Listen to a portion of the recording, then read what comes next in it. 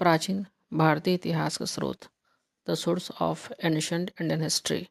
प्राचीन भारतीय इतिहास के विविध स्रोत हैं।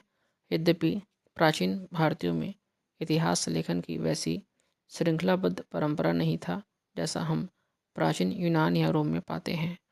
तथापि प्राचीन भारत में विभिन्न विषयों से संबद्ध अनेक विषय अनेक ग्रंथों की रचना हुई जो प्राचीन इतिहास की जानकारी उपलब्ध कराती है।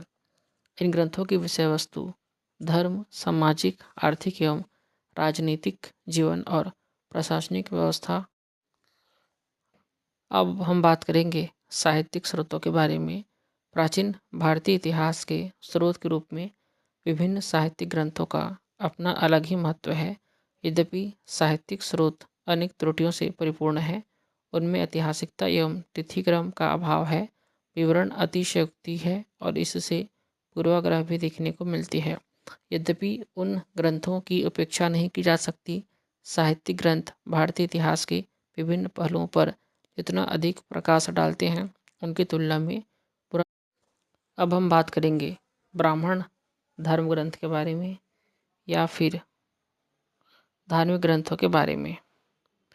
धार्मिक ग्रंथों में सबसे प्रमुख स्थान ब्राह्मण धर्म ग्रंथ का है। यद्यपि अन्य धर्म ग्रंथों की ही तरह ब्राह्मण धर्म ग्रंथ की रचना भी धार्मिक भावना से प्रेरित होकर ही हुई थी। उनसे ऐतिहासिकता का अभाव है, राजनीतिक महत्व के कम तथ्य हैं, तथापि सांस्कृतिक इतिहास के अध्ययन के लिए उनके महत्व की उपेक्षा नहीं की जा सकती। ब्राह्मण धर्म ग्रंथ अनेक प्रकार के हैं, जैसे वेद, ब्राह्मण धर्म ग्रंथ, आरण्यक, उपनिषद, वेदांग, स्मृति इत्यादि। वेद, संहिता या श्रुति ब्राह्मण धर्म ग्रंथों में सर्वश्रेष्ठ स्थान वेदों, श्रुति या संहिता को प्रदान किया गया है। इनकी संख्या 4 है। ऋग्वेद, सामवेद, यजुर्वेद और अथर्ववेद। इन चारों वेदों में सबसे प्रधान ऋग्वेद है। यह आर्यों की प्राचीनतम ग्रंथ है। आर्यों के प्रारंभिक जीवन की जानकारी प्राप्त करने का यह एकमात्र साधन है, क्योंकि पुरातात्विक प्रमाण भी आर्यों के प्रारंभिक जीवन की जानकारी नहीं देते। ऋग्वेद 10 मंडलों एवं 1028 सूक्तों में विभक्त है। दूसरे से 9वें मंडल तक के सूक्त सबसे पुराने हैं। प्रथम और अंतिम मंडल बाद में जोड़े गए। इस ग्रंथ में विभिन्न देवताओं की स्तुति में गाए गए मंत्रों का संग्रह है। ऋग्वेद की रचना किस समय हुई ये निश्चित तौर पर बताना कठिन है। संभवतः इसकी रचना 1500 से 1000 ईसा पूर्व के बीच सप्त सैंधव प्रदेश में हुई थी। ऋग्वेद और ईरानी ग्रंथ जिन अवस्था में आश्चर्यजनक समानता पाई जाती है। दूसरा प्रमुख वेद सामवेद है। यह गान प्रधान ग्रंथ है। इसमें उन ऋचाओं का संग्रह है जिन्हें पुरोहित उद्गाता यज्ञ के समय गाते थे। इस वेद से कोई नई जानकारी नहीं मिलती है।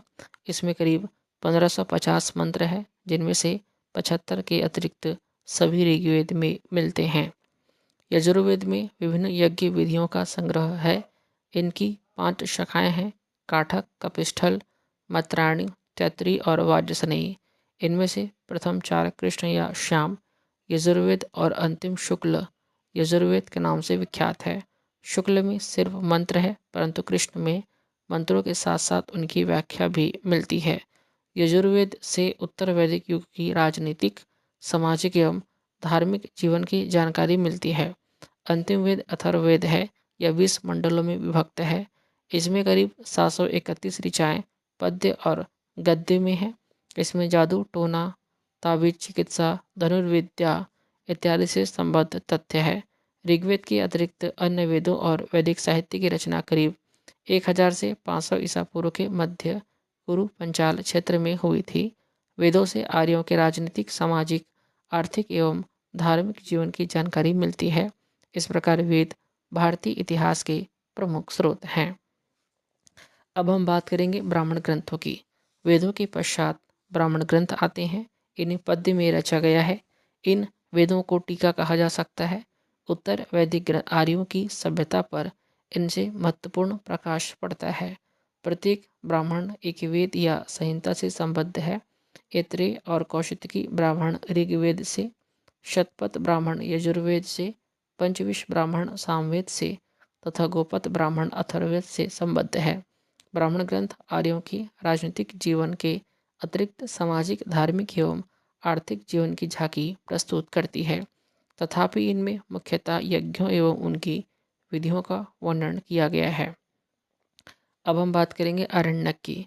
ब्राह्मण ग्रंथ का ही एक भाग आरण्यक भी है। ये ग्रंथ अरण्य वनों में निवास करने वाले सन्यासियों के मार्गदर्शन के लिए लिखे गए थे। इनमें यज्ञों एवं धार्मिक अनुष्ठानों के अतिरिक्त दार्शनिक प्रश्नों की भी चर्चा की गई है, जो भारतीय दर्शन का ज्ञान उपलब्ध कराते हैं। प्रमुख अरण्यकों में ऐत्रेय, तैत्तिरीय और मात्रायणी अरण्यकों का उल्लेख किया जा सकता है।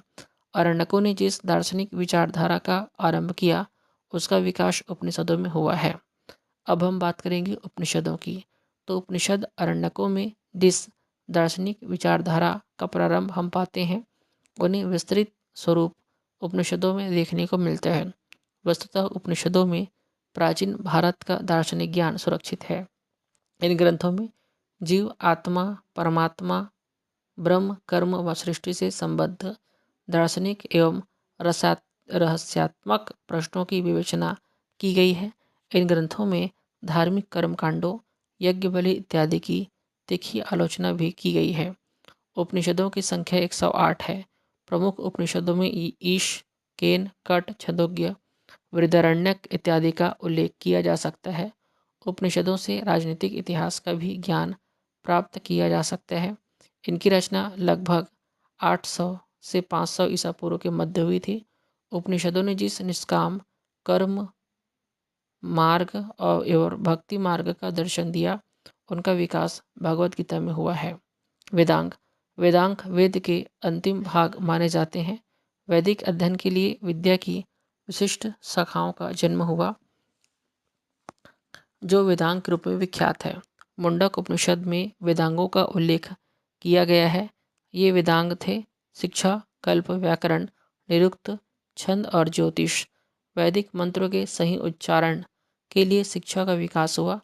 कल्प में विभिन्न विधानों का संकलन है, जो कल्प सूत्र के नाम से विख्यात है। कल्पसूत्र 4 भागों में विभक्त है: श्रौत सूत्र यज्ञ संबंधी नियम, गुहा सूत्र मानव जीवन के कार्यकलाप से संबद्ध संस्कार नियम इत्यादि, धर्मसूत्र सामाजिक, राजनीतिक, धार्मिक नियम व शल्भ सूत्र यज्ञ एवं हवन कंडों से संबद्ध नियमों का संकलन। सूत्र साहित्य की रचना गद्य और पद्य दोनों में की गई है।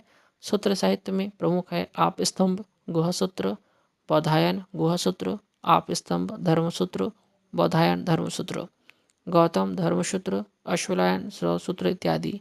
भाषा के विकास के साथ व्याकरण की आवश्यकता पड़ी। इस विषय पर 2 प्रमुख ग्रंथ लिखे गए: पाणिनि की अष्टाध्यायी एवं पतंजलि का महाभाष्य। यास्क ने निरुक्त की रचना की, जिसमें शब्दों की उत्पत्ति, निर्माण तथा अर्थ की विवेचना की गई।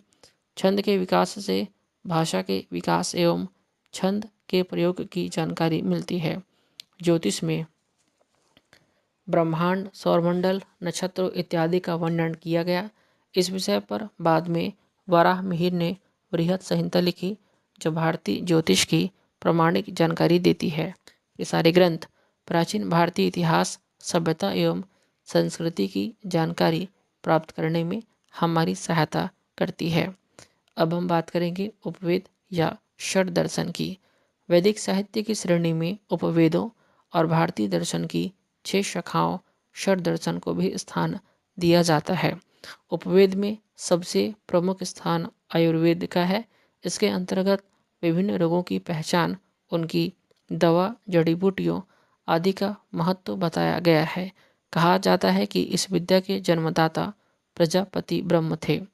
आयुर्वेद के 8 भाग है: शल्य, शलाक्य, काय चिकित्सा, भूत विद्या, कुमार भृत्य, अंगद तंत्र, रसायन और वाजीकरण। अन्य उपवेदों में धनुर्वेद युद्ध कला, गंधर्ववेद संगीत कला और शिल्पवेद भवन निर्माण कला आते हैं। धनुर्वेद के जन्मदाता विश्वामित्र, गंधर्व के नारद और शिल्प के विश्वकर्मा माने जाते हैं। इन ग्रंथों से प्राचीन भारत में प्रचलित विभिन्न विधाओं का ज्ञान हमें प्राप्त होता है।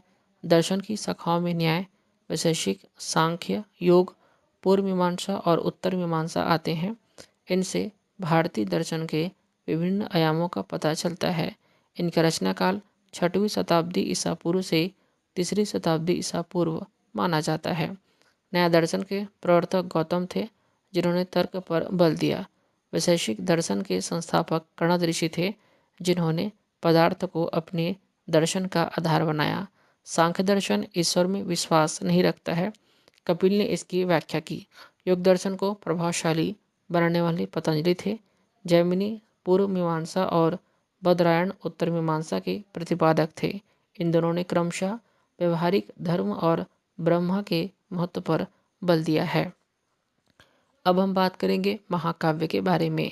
तो महाकाव्य उपर्युक्त ब्राह्मण ग्रंथ धार्मिक कोटि के हैं।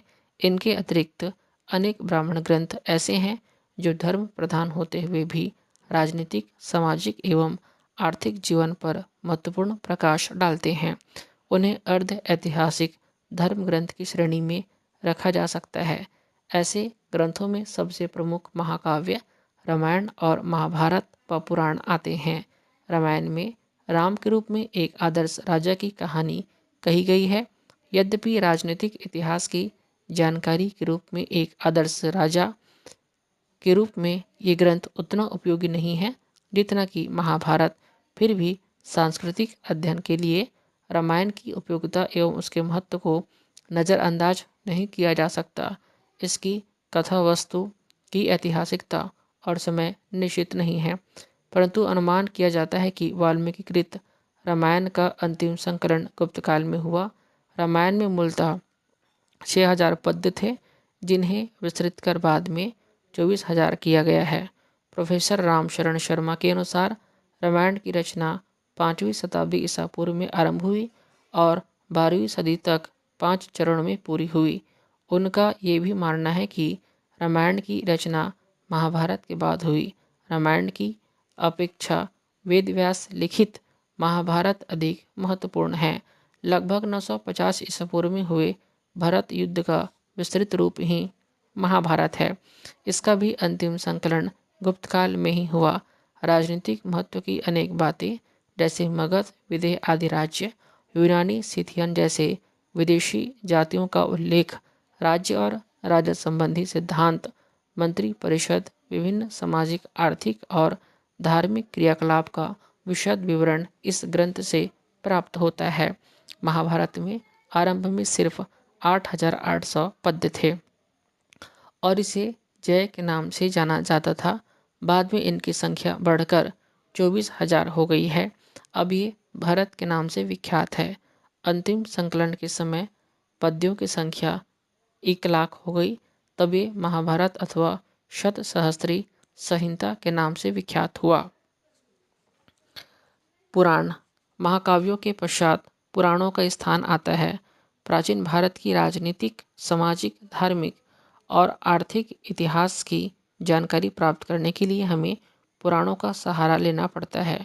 पुराणों की रचना भी गुप्त काल में ही प्रारंभ हुई, परंतु अनेक पुराणों की रचना बाद में हुई। प्रमुख पुराणों की संख्या 18 है।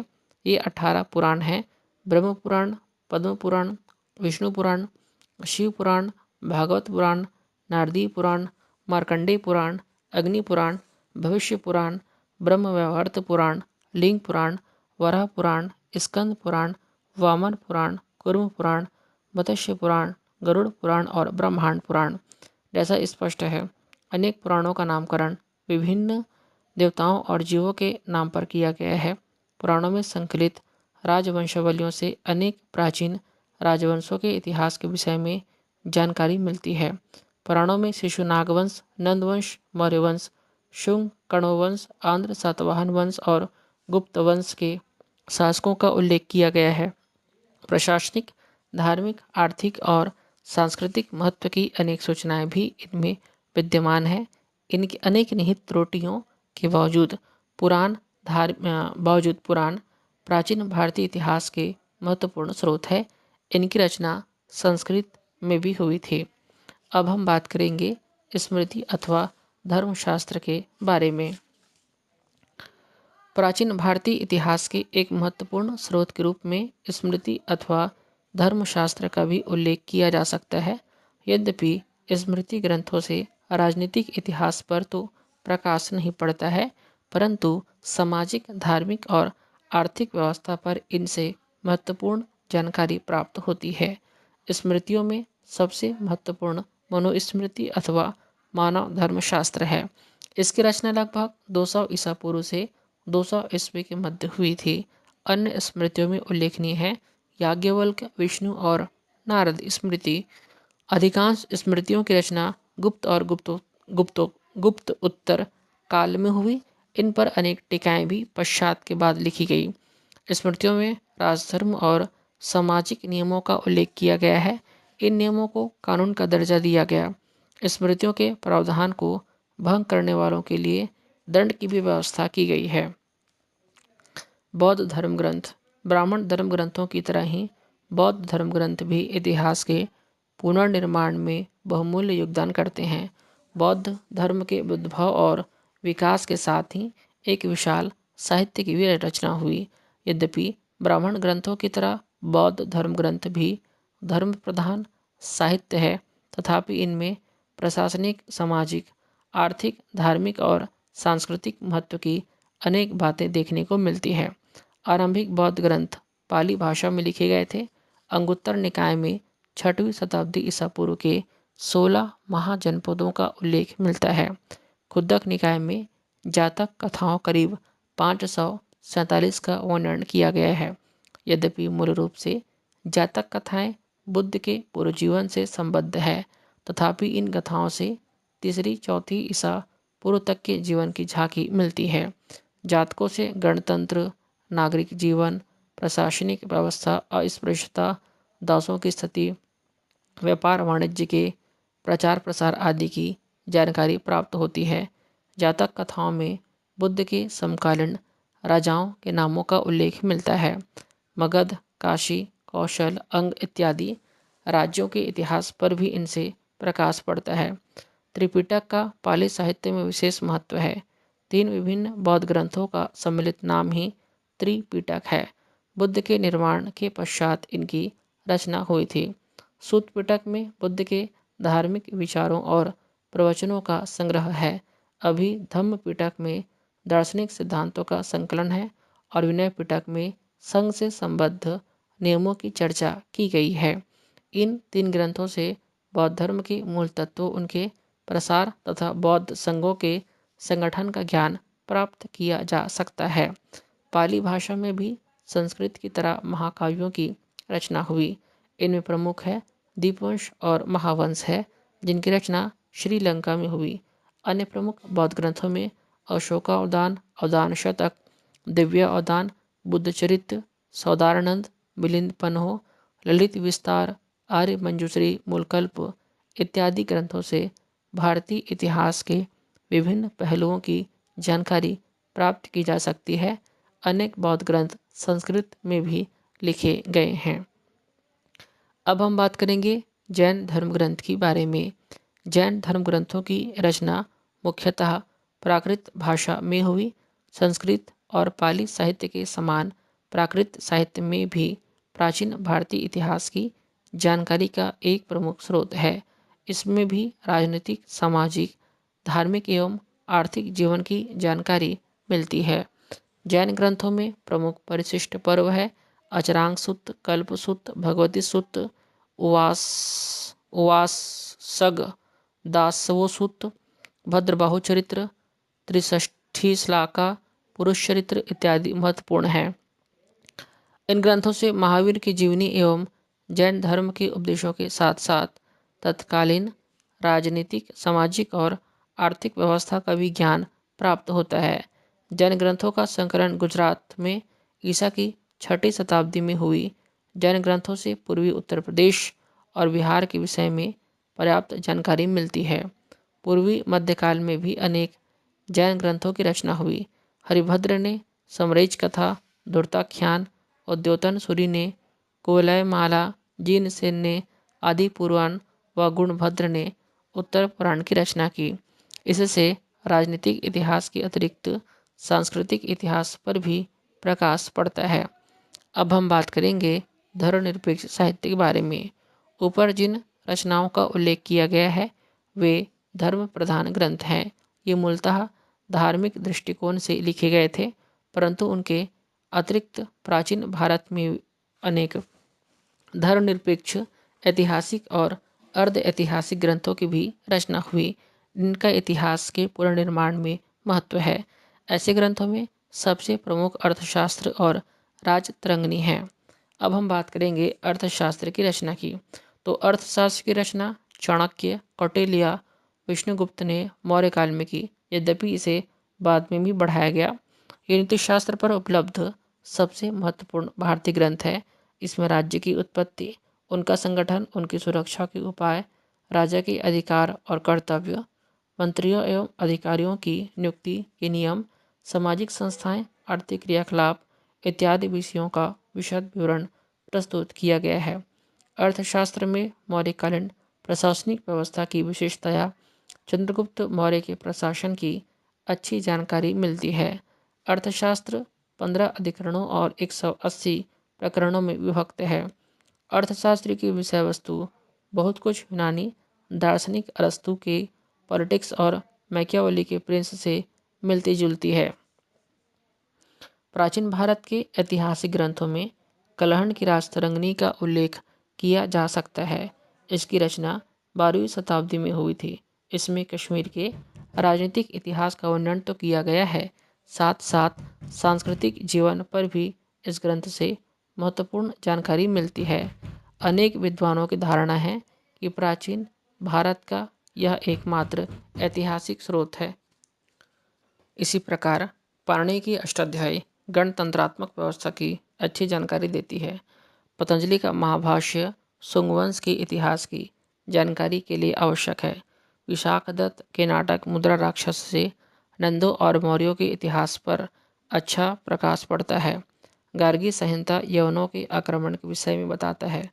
कालिदास अभिज्ञान शकुंतलम, मालविक अग्निमित्रम, रघुवंशम, मेघदूतम, शूद्रक, मृक्षकटिकम, वात्स्ययन, कामसूत्रम, दंडी, दास कुमार चरितम इत्यादि की रचनाएं तत्कालीन सभ्यता संस्कृति को दर्शाती है। गुप्तोत्तर काल के इतिहास की जानकारी का एक प्रमुख स्रोत जीवन चरित्र और स्थानीय इतिहास है। वाण, वाकपति, वेलहण, संध्याकर, नंदी एवं अन्य दरबारी इतिहासकारों ने अपने संरक्षकों की जीवनियाँ लिखी। अनेक त्रुटियों के बावजूद इनसे तत्कालीन स्थिति पर महत्वपूर्ण प्रकाश पड़ता है। हर्षवर्धन के राज्य और उसके समय की जानकारी बाण के हर्षचरित्र और कादंबरी से मिलती है। हर्षवर्धन ने स्वयं 3 नाटकों की रचना की, नागानंद, रत्नावली और प्रियदर्शिका। इन नाटकों से हर्षकालीन सभ्यता, संस्कृति एवं राजनीतिक जीवन की झांकी मिलती है। अन्य महत्वपूर्ण ग्रंथ जो भारतीय इतिहास और सभ्यता की जानकारी उपलब्ध कराते हैं उनमें कथा सरित सागर, विक्रमांक देवचरित, विल्हण, कुमार पालचरित, हेमचंद्र, रामचरित संध्याकर, कथा सरित सागर, विक्रमांक देवचरित नंदी, रामचरित संध्याकर नंदी, कीर्ति कौमुदी सोमेश्वर, वल्लाल चरित्र आनंद भट्ट, पृथ्वीराज विजय जयानक, पृथ्वीराज रासो चंद्रबरदाई, गौड़वाहो वाकपति इत्यादि का उल्लेख किया जा सकता है। दक्षिण भारत में भी अनेक ऐतिहासिक ग्रंथों एवं चरितावलियों का रचना हुई है। यद्यपि चरितावलियों में राजा विशेष की उपलब्धियों को अतिशयोक्तिपूर्ण ढंग से दिखाया गया है, यद्यपि इनसे तत्कालीन विषय पर महत्वपूर्ण प्रकाश पड़ता है। उदाहरण स्वरूप रामचरित पाल शासक रामपाल के समय बंगाल में हुए कैवर्त विद्रोह और इसमें रामपाल की विजय का उल्लेख करता है। इसी प्रकार विक्रमांक देवचरित्र में चालुक्य राजा विक्रमादित्य की उपलब्धियों का उल्लेख मिलता है। 11वीं शताब्दी में लिखित अतुल के मूषिक वंश नामक ग्रंथ से केरल के मूषिक वंश के इतिहास पर प्रकाश पड़ता है। गुजरात में अनेक व्यापारियों के भी जीवन चरित्र लिखे गए थे। सभी ग्रंथ इतिहास के अमूल्य स्रोत हैं। इसी प्रकार नंदी कलम्बकम में पल्लव राजा नंदीवर्मा तृतीय तथा कलिंग तुपरणी से चोल राजा कुलोत्तुंग प्रथम द्वारा कलिंग पर आक्रमण की जानकारी मिलती है। रास माला, प्रबंध कोश, चचनामा एवं नेपाल में लिखे गए इतिवृत्त क्रमशः गुजरात, सिंध और नेपाल के इतिहास पर प्रकाश डालते हैं। अब हम बात करेंगे संगम साहित्य के बारे में। संस्कृत साहित्य के अतिरिक्त तमिल साहित्य से भी प्राचीन भारतीय इतिहास की जानकारी प्राप्त होती है। तमिल साहित्य में संगम साहित्य का विशेष रूप से उल्लेख किया जा सकता है। इस साहित्य का विकास 3री-4वीं शताब्दी में हुआ है। इसका काल ईसा की प्रथम 4 शताब्दियों को माना जाता है। संगम साहित्य का एक बड़ा भंडार उपलब्ध है। संगम साहित्य में प्रमुख है एतुतोकई, पुरननुरु, पत्तु, शिलप्पदिकारम। इस साहित्य में दक्षिण के 3 प्रमुख राजवंशों पांड्य, चोल और चेर के आरंभिक इतिहास का उल्लेख मिलता है। राजनीतिक इतिहास के अतिरिक्त सामाजिक व्यवस्था और आर्थिक प्रगति, विशेषकर उद्योग धंधे और विदेशी व्यापार के विकास पर भी संगम साहित्य से महत्वपूर्ण जानकारी प्राप्त होती है। ये साहित्य धर्मनिरपेक्ष है। इसमें दक्षिण भारत के अनेक राजाओं और उनकी उपलब्धियों का उल्लेख मिलता है। तथापि राजनीतिक इतिहास से अधिक महत्वपूर्ण जानकारी सामाजिक आर्थिक व्यवस्था के विषय में मिलती है। अब हम बात करेंगे विदेशी यात्रियों के विवरण के बारे में। भारतीय साहित्य के अतिरिक्त विदेशी साहित्य भी भारतीय इतिहास के पुनर्निर्माण में सहायता प्रदान करती है। इन ग्रंथों का महत्व इसलिए भी बढ़ जाता है क्योंकि अधिकांश भारतीय साहित्य का निश्चित तिथि तय करना दुष्कर है। इन ग्रंथों में तिथिक्रम का सर्वथा अभाव पाया जाता है। साथ ही साथ चूंकि अधिकांश ग्रंथ धार्मिक भावना या किसी निश्चित उद्देश्य से प्रेरित होकर लिखे गए थे, इसलिए ये पूर्णतः निरपेक्ष नहीं है। फलतः इनसे सही स्थिति की जानकारी नहीं मिल पाती। ऐसी स्थिति में हमें विदेशी यात्रियों के विवरणों की तरफ ध्यान देना पड़ता है। वे यात्री निश्चित समय में भारत आए, उन्होंने यहाँ की व्यवस्था को स्वयं देखा और उसका वर्णन किया। अतः अनेक त्रुटियों के बावजूद ये ग्रंथ तिथिक्रम के आधार पर ज़्यादा प्रामाणिक प्रतीत होते हैं। भारत के संबंध में जिन विदेशियों ने लिखा है उनमें ईरानी, यूनानी, रोमन, चीनी, तिब्बती, अरब एवं मुसलमान यात्रियों और लेखकों के विवरण महत्वपूर्ण हैं। ईरानी, यूनानी एवं रोमन वृत्तांत। भारत का विदेशों से प्राचीन काल से संबंध रहा है। सिंधु घाटी की सभ्यता के समय से ही भारतीयों ने विदेशों से संबंध स्थापित कर लिए थे, परंतु इस तथ्य की पुष्टि के लिए हमारे पास पुरातात्विक प्रमाणों के अतिरिक्त साहित्यिक प्रमाण उपलब्ध नहीं हैं। बाद में ईरान और यूनान से भारत के संबंध बने, उनकी पुष्टि साहित्यिक स्रोतों से होती है। यूनानी इतिहासकार हेरोडोटस के विवरण से बात स्पष्ट हो जाती है कि यूनानियों के प्रभाव में आने के पूर्व ही भारतीय ईरान के संपर्क में आ चुके थे। हेरोडोटस के अनुसार डेरियस प्रथम ने फारस के एक यूनानी सैनिक स्काइलैक्स को सिंधु नदी के मार्ग का पता लगाने को भेजा था। उसने सिंधु नदी से ईरान तक के जलमार्ग को खोजा।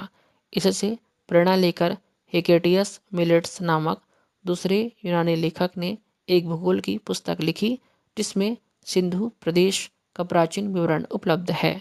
अपनी हिस्टोरिका में भी हेरोडोटस भारत का विवरण किया है। इसी प्रकार कैसियस के विवरण से भी भारत के विषय में जानकारी मिलती है। सिकंदर के भारत आक्रमण के समय अनेक यूनानी लेखक भारत आए, जिन्होंने यहाँ की स्थिति के विषय में लिखा। वस्तुतः भारत पर सिकंदर के आक्रमण की बात इन्हीं लेखकों से ज्ञात होती है। भारतीय ग्रंथों में तो इनका उल्लेख ही नहीं मिलता। इन लेखकों के मूल लेख उपलब्ध नहीं हैं, परंतु बाद के ग्रीक और लैटिन साहित्य में उनका उल्लेख मिलता है।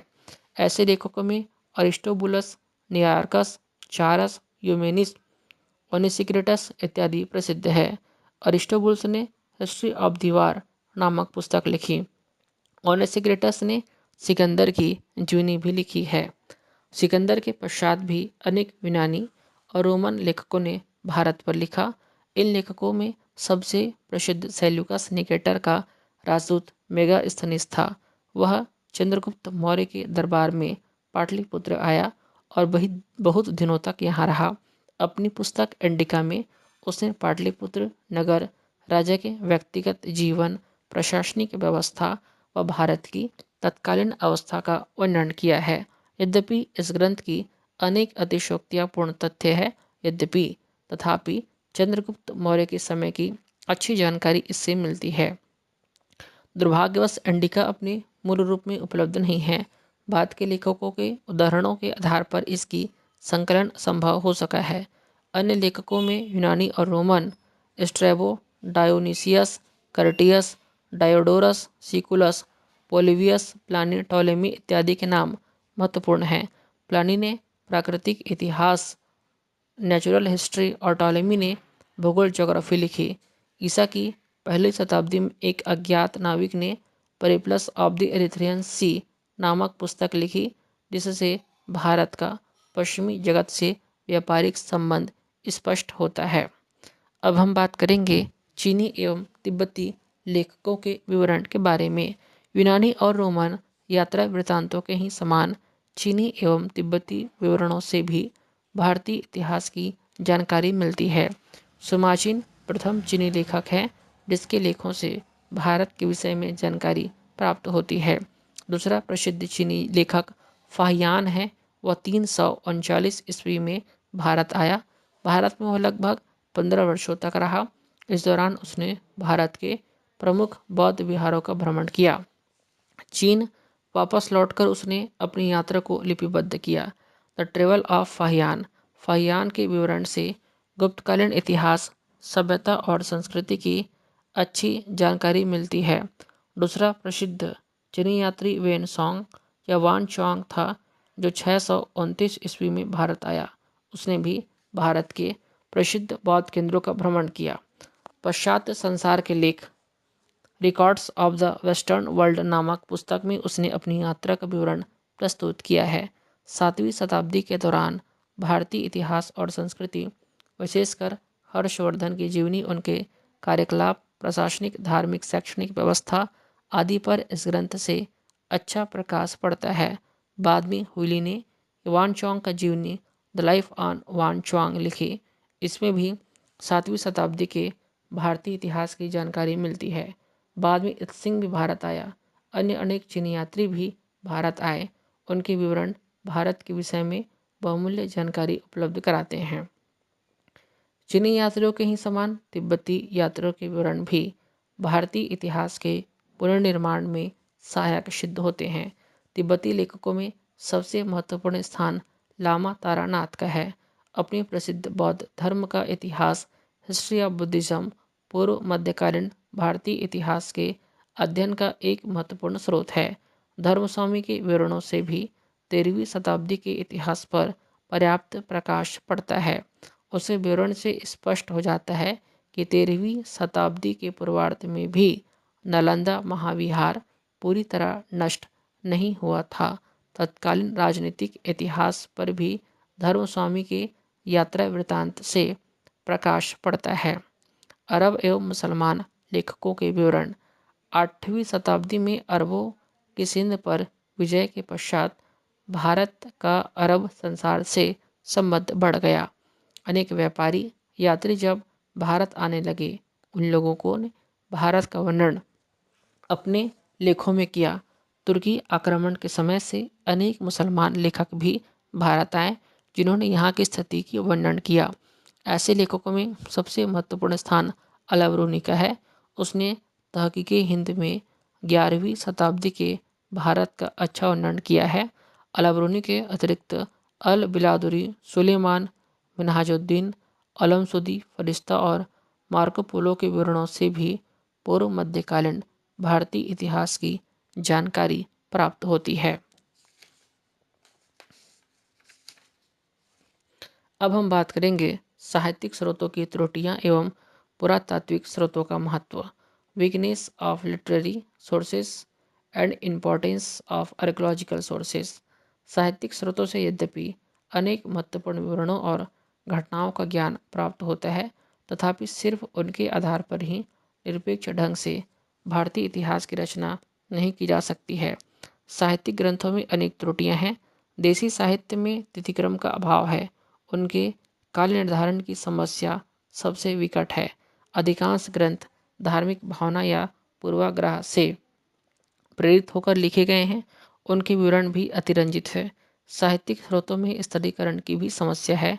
इसी प्रकार साहित्यिक ग्रंथों में जो विवरण उपलब्ध है उन्हें समस्त भारत के इतिहास की जानकारी के लिए उपयोग में नहीं लाया जा सकता है। ये क्षेत्र विशेष की जानकारी समानता प्रदान करते हैं। अंततः साहित्यिक साधनों से प्राप्त जानकारी निष्पक्ष नहीं कही जा सकती। ऐसी स्थिति में हमें पुरातात्विक साधनों या प्रमाणों का सहारा लेना पड़ता है। इनके काल निर्धारण की समस्या उतनी विकट नहीं है। इनसे प्राप्त जानकारी अतिशयोक्तिपूर्ण या धार्मिक भावना से प्रेरित भी नहीं होती। अंतः साहित्यिक स्रोतों की अपेक्षा पुरातात्विक सामग्री निरपेक्ष इतिहास लेखन में ज़्यादा उपयोगी सिद्ध हो सकते हैं। पुरातात्विक स्रोत भी अनेक प्रकार के होते हैं, जैसे उत्खनन से प्राप्त सामग्री, सिक्के, अभिलेख, प्राचीन स्मारक एवं कलाकृतियाँ। उत्खनन एवं उनसे प्राप्त सामग्री के आधार पर अनेक प्राचीन स्थानों तथा वहाँ पर्याप्त सभ्यता एवं संस्कृति का पता लगाया जा सकता है। 19वीं 20वीं शताब्दी में भारत में जो उत्खनन हुए हैं उनसे भारतीय प्रागैतिहासिक व ऐतिहासिक काल पर पर्याप्त प्रकाश पड़ता है। उदाहरण स्वरूप हड़प्पा सभ्यता का ज्ञान उत्खननों के पश्चात ही हो सका है। इसी प्रकार पाटलिपुत्र, वैशाली, चिरांद, चंपा, विक्रमशिला, नालंदा, मथुरा, कौशंबी, हस्तिनापुर इत्यादि स्थलों की खुदाइयों, इनमें प्राप्त मिट्टी के बर्तनों, मिट्टी के व्यवहार, धातु, पत्थर, कांच इत्यादि के सामानों के आधार पर उक्त स्थल विशेष पर किसी निश्चित समय में प्रचलित सभ्यता का पता आसानी से लगाया जा सकता है। उत्खनन से प्राप्त सामग्री के आधार पर ही पाषाण काल के विभिन्न चरणों, ताम्रपाषाणिक काल एवं विभिन्न संस्कृतियों तथा ऐतिहासकालीन भौतिक जीवन की प्रामाणिक जानकारी मिलती है। इस सामग्री का वैज्ञानिक परीक्षण कर उसकी वास्तविक तिथि निर्धारित की जाती है। तिथि निर्धारण के लिए C14 विधि का सहारा लिया जाता है। अन्य वैज्ञानिक प्रक्रियाओं की सहायता से भी भौतिक जीवन की जानकारी मिलती है। इस सामग्री के आधार पर मानव के वास्तविक भौतिक जीवन का ज्ञान प्राप्त किया जा सकता है। साहित्यिक स्रोतों के अतिरिक्त इसमें अतिशयोक्ति या पूर्वाग्रह मात्रा नहीं के बराबर होती है। अब हम बात करेंगे अभिलेख के बारे में। पुरातात्विक स्रोतों में दूसरा महत्वपूर्ण स्रोत अभिलेख है। भारत में अनेक अभिलेख मिले हैं। कुछ अभिलेख भारत के बाहर भी पाए गए हैं, जिनमें भारतीय इतिहास का प्रकाश पड़ता है। उदाहरण के लिए एशिया माइनर का बुगजकोई अभिलेख अनेक वैदिक देवताओं इंद्र, वरुण, मित्र आदि का उल्लेख करता है। सुमेर, मेसोपोटामिया या इराक से प्राप्त मिट्टी के उत्कीर्ण मोहरों से प्राप्त भारत, सिंधु घाटी और सुमेर के व्यापारिक संबंधों का पता चलता है। भारतीय अभिलेखों की श्रेणी बहुत बड़ी है। ये अधिकतर पत्थर या ताम्र पत्रों पर उत्कीर्ण है। अनेक अभिलेख मूर्तियों पर तथा मंदिरों की दीवारों पर भी खुदवाए गए हैं। मोहरों पर भी अनेक लेख मिले हैं। सिर्फ सिंधु घाटी की सभ्यता से ही मोहरों पर उत्कीर्ण अनेक अभिलेख मिले हैं, जिन्हें दुर्भाग्यवश अभी तक संतोषप्रद ढंग से नहीं पढ़ा जा सका है। ऐतिहासिक काल में सबसे प्राचीन दुर्भाग्यवश अभी तक संतोषप्रद ढंग से नहीं पढ़ा जा सका है। ऐतिहासिक काल में सबसे प्राचीन अभिलेख मौर्य सम्राट अशोक के हैं, जो गुफाओं, शिलाओं और स्तंभों पर उत्कीर्ण है। इनसे अशोक के राज्यकाल की अनेक प्रमुख घटनाओं जैसे कलिंग युद्ध, धर्म महामात्रों की नियुक्ति, प्रशासनिक व्यवस्था में परिवर्तन एवं सुधार इत्यादि की जानकारी मिलती है। कलिंग के शासक खारवेल का हाथी गुम्फा अभिलेख, मिलिंद की रे अभिलेख, रुद्रदामन का जूनागढ़ अभिलेख, कनिष्क एवं अन्य कुषाण शासकों के अभिलेख भारतीय इतिहास की अनेक विस्मृत घटनाओं से हमारा परिचय कराते हैं। इसी प्रकार समुद्रगुप्त की प्रयाग प्रशस्ति, राजा चंद्र की महरौली अभिलेख, स्कंदगुप्त का भिठारी अभिलेख, हर्षवर्धन का मधुबन एवं बांसखड़ा अभिलेख, पाल शासकों के अभिलेख, दक्षिण भारत के सातवाहनों, चोलों, चालुक्यों, राष्ट्रकूटों आदि के अभिलेखों से राजनीतिक इतिहास के अतिरिक्त प्रशासनिक, सामाजिक, आर्थिक, शैक्षणिक एवं धार्मिक स्थिति की जानकारी मिलती है। गुप्त काल की भूमि व्यवस्था की जानकारी प्राप्त करने के लिए अभिलेख महत्वपूर्ण साधन होते हैं। इन अभिलेखों की प्रामाणिकता एवं उपयोगिता इसलिए बढ़ जाती है कि बहुत से अभिलेखों में इन्हें जारी करने वाले शासकों, पदाधिकारियों या व्यक्तियों का उल्लेख किया गया है। अभिलेखों में तिथि रहने से काल निर्धारण की समस्या भी नहीं रह पाती है। जहाँ तिथि नहीं भी है वहाँ लिपि के आधार पर काल निर्धारण किया जा सकता है। अभिलेखों से अनेक साहित्यिक विवरणों की भी पुष्टि हो जाती है। हड़प्पाकालीन अभिलेखों के बाद प्राचीनतम अभिलेख अशोक के हैं। आरंभिक अभिलेख प्राकृत भाषा में लिखे गए हैं। बाद में संस्कृत एवं अन्य भाषाओं जैसे तमिल, तेलुगु में भी अभिलेख लिखे गए। अधिकांश अभिलेख ब्राह्मी लिपि में लिखे गए हैं। ये लिपि बाएं से दाएं की ओर लिखी जाती थी। ईसा की प्रथम शताब्दी से खरोष्टी लिपि का भी व्यवहार हुआ। ये दाहिने से बाएं की ओर लिखी जाती थी। उत्तर पश्चिमी सीमा से प्राप्त अशोक के कुछ अभिलेख अरामाइक लिपि में भी पाए गए हैं। अभिलेखों की विभिन्न श्रेणियां भी हैं। कुछ अभिलेख राज्य शासन से संबद्ध है तो कुछ प्रशस्ति के रूप में विद्यमान है। अनेक अभिलेख दान संबंधी है। भूमिदान एवं भूमि हस्तांतरण संबंधी अभिलेख भी बड़ी संख्या में पाए गए हैं। गुप्तोत्तर काल में भूमि अनुदानों से संबद्ध अभिलेख की बड़ी संख्या है। इनसे भूमि व्यवस्था एवं प्रशासन पर महत्वपूर्ण प्रकाश पड़ता है। अब हम बात करेंगे सिक्कों की। तो सिक्कों से भी भारतीय इतिहास लेखन में सहायता प्राप्त होती है।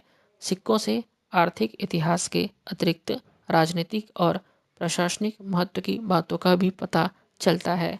काल निर्धारण में भी सिक्के हमारी सहायता करते हैं। भारत के प्राचीनतम सिक्के आहत सिक्के हैं। पंच मार्क्ड कॉइन्स के रूप में विख्यात है। इन पर अभिलेख नहीं होते थे। ये अधिकतर तांबे या चांदी के बनते थे जिन पर चिन्ह अंकित रहते थे। ऐसे सिक्कों का प्रचलन 6ठी शताब्दी ईसा पूर्व से आरंभ हुआ। हिंद यूनानियों के आगमन के साथ ही सिक्कों के स्वरूप में भी परिवर्तन आया। अब इन पर राजाओं के नाम एवं उनकी उपाधियों को भी उत्कीर्ण किया जाने लगा। शासकों की धार्मिक भावनाओं तथा उनकी व्यक्तिगत अभिरुचियों को भी सिक्कों पर दर्शाया जाने लगा। अब सोने के सिक्के भी जारी किए गए। सिक्कों के प्राप्ति स्थान के आधार पर किसी राजा के राज्य की सीमा निश्चित करने में कुछ अंश तक सहायता मिल सकती है। यूनानियों, शकों, पार्थियनों, कुषाणों और गुप्त शासकों के सिक्के बड़ी संख्या में प्राप्त हुए हैं। अनेक रोमन सिक्के भी भारत में पाए गए हैं जो भारत और रोम के व्यापारिक संबंधों को प्रमाणित करते हैं। गुप्त काल के पश्चात सिक्कों की संख्या कम हो जाती है, परंतु उत्तर मौर्य काल से गुप्त काल तक इतिहास की जानकारी सिक्कों की सहायता से प्राप्त की जा सकती है। विगत अनेक वर्षों से गुप्त काल के बाद के भी थोड़े सिक्के मिले हैं, लेकिन महत्वपूर्ण शासकों और राजवंशों जैसे हर्षवर्धन पाल शासकों के सिक्के अभी भी प्राप्त नहीं हैं। ईसा की आरंभिक शती के सिक्के ढालने के साँचे कॉइन मोल्ड भी बड़ी संख्या में मिले हैं। सोने के सिक्के सर्वाधिक संख्या में गुप्त काल में जारी किए गए।